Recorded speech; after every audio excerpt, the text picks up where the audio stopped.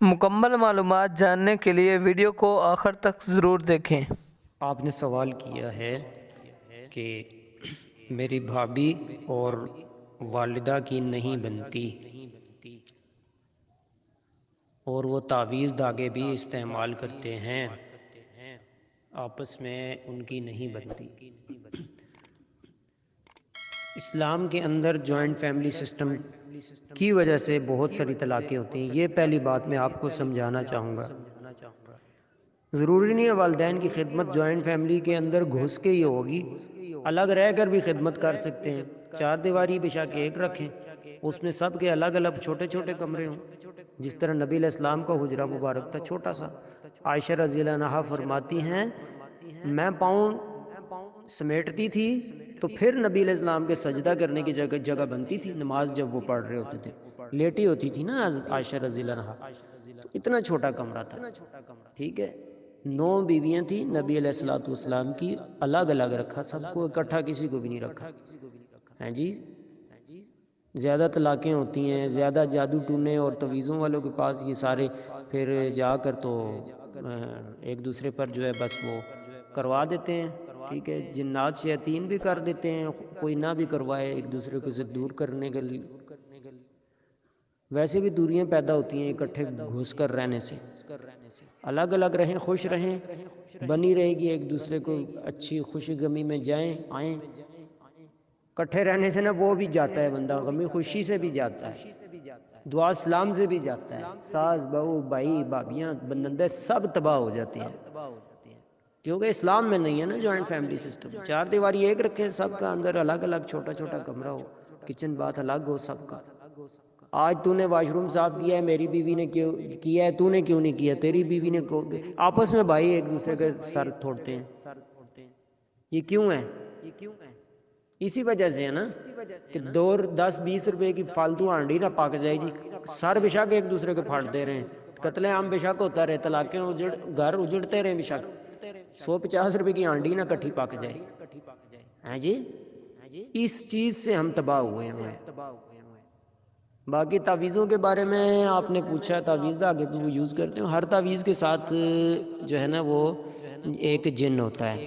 پہلی بات، جب تک تعویذ کو ضائع نہ کریں، ختم نہ کریں، وہ جن بیچارہ آزاد نہیں ہوتا، اسی گھر میں گھومتا رہتا ہے، وہ تنگ کرتا رہتا ہے، چاہے وہ بیماریوں کی صورت میں تنگ کرے، وسوسوں کی صورت میں، خوابوں کی صورت میں، یا کسی اور صورت میں۔ ٹھیک ہے، تو تعویذ وغیرہ جو ہے وہ اسلام کے اندر نہیں ہے۔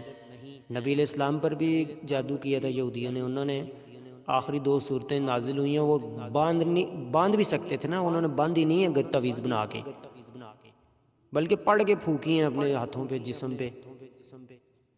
خود بیمار تھے، بیوی کو بولا یہ مجھ پر پھونکو، ہاتھ پھیرو پورے جسم پہ۔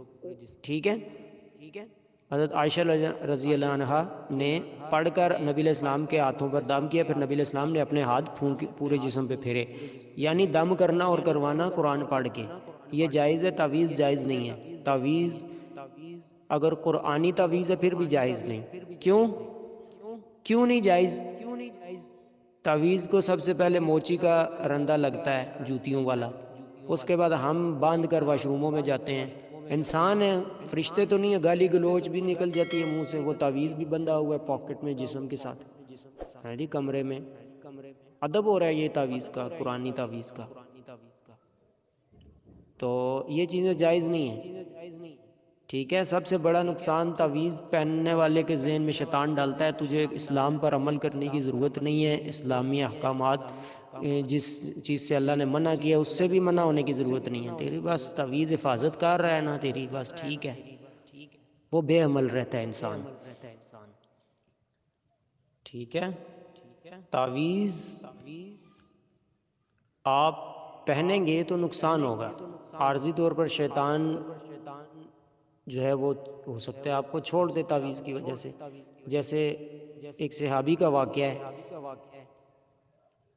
گھر میں آئے، بیوی نے دیکھا، اپنا بیوی کو دیکھا کہ انہوں نے کچھ پہنا ہوا ہے، دھاگا اس طرح کچھ دم کرا کے کچھ چیز پہنی ہوئی ہے، تعویذ ٹائپ کوئی۔ صحابی نے بولا کہ میرے گھر میں شرک کا کیا کام؟ انہوں نے کیا سمجھا اس کو؟ شرک۔ کہا اللہ کے بندے میرے آنکھ میں درد تھا، فلاں یہودی سے میں جب سے یہ تعویذ لا کے پہنا ہے تب سے میں ٹھیک ہوں۔ صحابی رضی اللہ عنہ نبی علیہ السلام کی تربیت یافتہ تھے نا، انہوں نے کیا جواب دیا کہ شیطان نے تیرے آنکھ میں پنجہ مارا ہوا تھا، جب تو نے شرک کر کے شیطان کو راضی کرنے والا کام کیا، یعنی تعویذ پہن لیا، دھاگا پہن لیا، تو اس نے تیری آنکھ میں سے پنجہ واپس نکال لیا، تو سمجھ رہی ہے کہ میں ٹھیک ہوں۔ یہ تو شیطان دنیا بھی تباہ کر رہا ہے، آخرت میں بھی جہنمی بنا رہا ہے، تو اس سے بچنا چاہیے ہمیں بھی۔ کئی روایات ہیں، من علق تمیمۃ فقد اشرک، جس نے کوئی لٹکانے والی چیز تعویذ وغیرہ لٹکایا اس نے شرک کیا۔ مسند احمد کی 7740 نمبر حدیث ہے۔ اللہ رب العالمین ہمیں سمجھ عطا فرمائے۔ اس ویڈیو کو لائک کریں اور ہمارے چینل کو سبسکرائب کر لیں، ساتھ میں لگے بیل کے آئیکن کو بھی پریس کر دیں نیو ویڈیوز سب سے پہلے حاصل کرنے کے لیے۔